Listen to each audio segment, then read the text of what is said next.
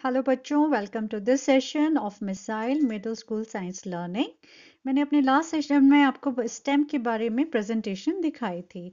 इस वाले लेक्चर में मैं कोरिलेट करूंगी अपनी पुरानी प्रेजेंटेशन को the stem sub topic of lesson 7 getting to know plants, जो कि क्लास 6 की एनसीईआरटी टेक्स्ट बुक में दिया हुआ है। उसी हिसाब से मैं आपको समझाऊंगी इस वाले लेक्चर में।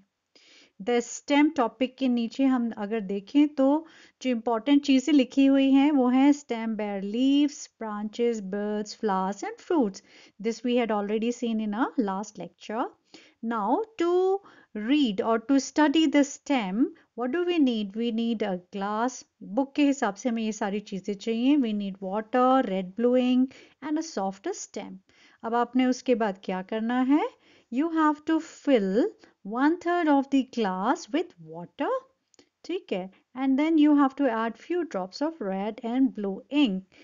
And जो आपका सेटअप होगा वो आपको देखेंगे हमारे नेक्स्ट फोटोग्राफ में, जो कि नेक्स्ट स्लाइड में है. ये देखिए, ये एक्टिविटी जो इन्होंने पुरानी स्लाइड में बताई है उसमें आपको एक ग्लास में हाफ फिल करना है वाटर से. उसके अंदर रेड इंक इसमें डाल दी है और उसके अंदर एक स्टेम को डाला है जिसका ये वाला पोर्शन कट किया हुआ है. ओके, नाउ आगे एनसीईआरटी बुक में लिखते हैं ऑब्जर्व द सेटअप. उसको ऑब्जर्व कीजिए. Does the colour appear in the stem? Yes. ठीक है, if we observe it we will see that the colour appears in the stem. You will find that the color rises in the stem. If this is kept for a longer period, the color appears in the veins of leaves also.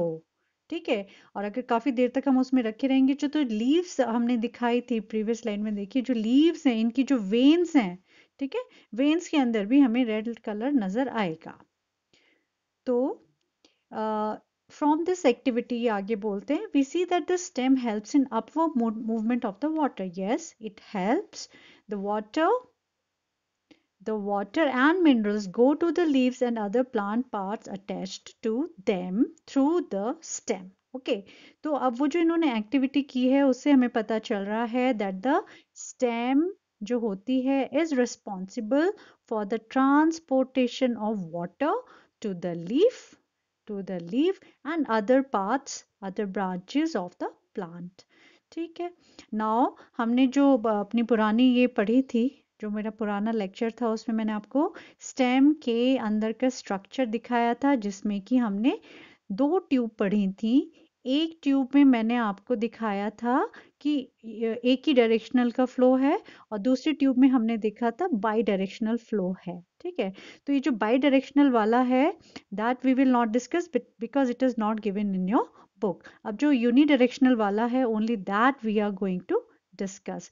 अगर ये आपकी stem है, stem में हम इस tube की बात कर रहे हैं, इस ट्यूब को हमने क्या बोला था? इस ट्यूब को हमने बोला था जाइलम. ठीक है, तो अगर आपको ये देखना है, मेरे प्रीवियस प्रेजेंटेशन आप रेफर कीजिए. Xylem is responsible for the transfer of water and minerals from the roots. अब नीचे क्या थी? रूट्स थी, है ना, रूट्स थी.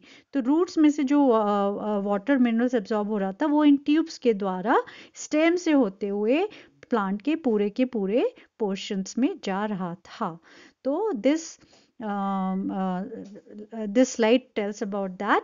और अगर हम ये जो स्टेम आपको नजर आ रही है इसका ट्रांसफर सेक्शन लें, मतलब हॉरिजॉन्टली उसको कट कर दें, तो हमें ऊपर से ऐसा नजर आएगा. तो ये जो गोल गोल गोल स्टेम नजर आ रही है इसमें आपको छोटे छोटे रेड कलर के ये बहुत सारे जाइलम नजर आ रहे हैं. ठीक है, एंड इन जाइलम में से वो जो कलर्ड वाटर था ये ऊपर की तरफ सब जगह पहुंच रहा है.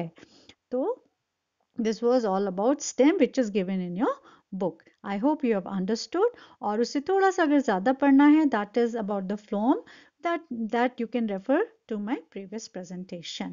I'll see you in my next session with some other parts of the plant. Till then, take care. Goodbye.